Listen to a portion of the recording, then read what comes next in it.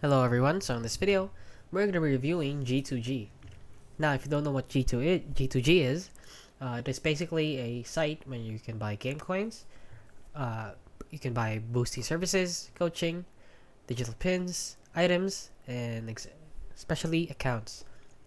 Now, all of these are legit. However, you should be careful when buying accounts since you can be banned for buying accounts since selling accounts themselves are illegal and bannable if you get caught. So if you end up buying an account and it gets banned, you basically wasted your money. So let's send it over here to Trustpilot for the reviews. And as you can see, they're rated 4.2 out of 5 stars, which makes G2G seem to be legit. And as you can see, they're always credited him with genuine accounts. After paying, you don't get the correct working product within a few days, they will refund you. And the seller was prompt with a response, blah blah blah. And as you can see, there are a lot of good reviews about G2G. So this website seems to be legit. So yeah, that is basically it. So if you found this video helpful, please consider liking and subscribing.